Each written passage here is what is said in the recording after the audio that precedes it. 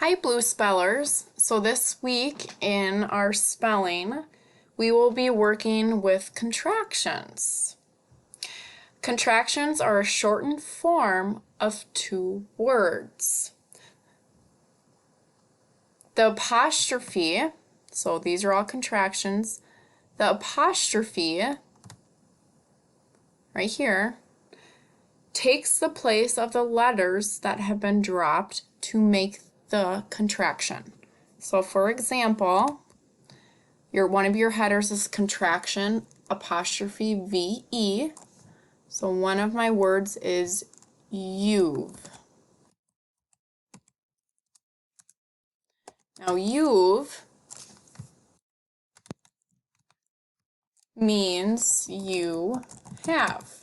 So the apostrophe takes place of the H and the A. So if I were to get rid of those and put an apostrophe instead, I'd have you've. So you've means you have.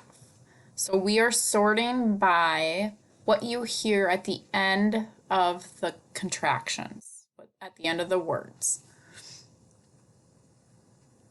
Let's talk about contraction words with the N apostrophe T at the end, what you hear at the end of the words. So let's look at the word can't. So this apostrophe takes place of the N and the O in not. So can, not. Okay, another contraction that fits under this header is isn't. Two words that make up the contraction isn't is not. The apostrophe takes place of the N and the O.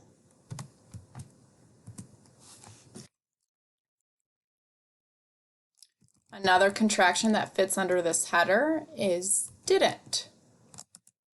The apostrophe takes place of the N and the O for did not.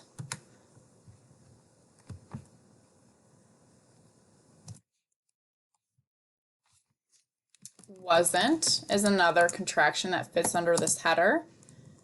It stands for was not. The apostrophe takes place of the N and the O. Now you might be thinking, why do we even use contractions?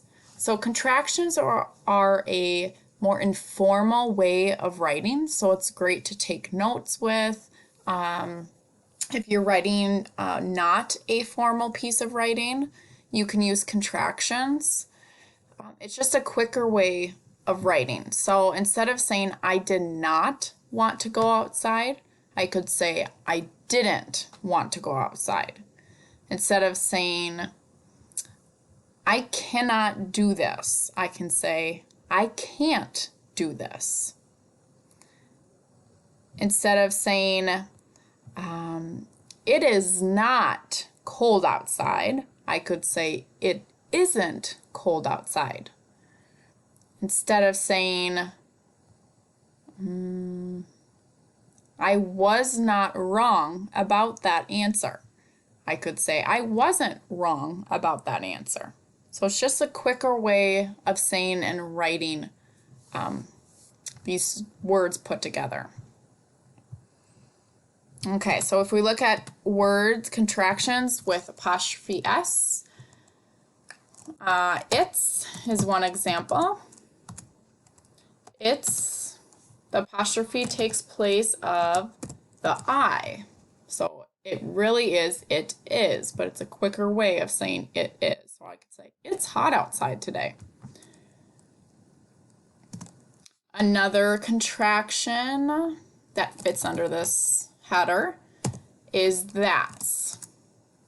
So that apostrophe is taking place of that I for that is. That is pretty cool. Instead of saying that is pretty cool, I could say that's pretty cool. Okay, so now your oddball category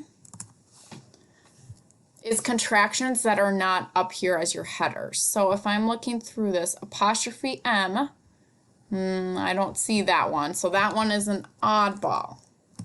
Now, if you notice, this I is uppercase. Why do you think it might be uppercase? Because when I is by itself, it is uppercase. So I'm stands for I am. That apostrophe takes place of that A. So instead of saying I am going outside, I could say I'm going outside. Another oddball that's not one of your headers up here is your. So your, that apostrophe takes place of an A. When I break apart the contraction into two words, it stands for you are. So that apostrophe took out the A for your.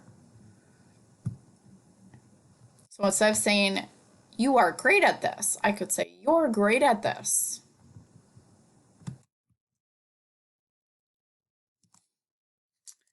And another contraction that goes in this category is wheel. Not will, but wheel. So wheel stands for we will. So that apostrophe takes place of the W and the I. So we will go outside. Instead of saying we will go outside, I could say will go outside. Will go outside.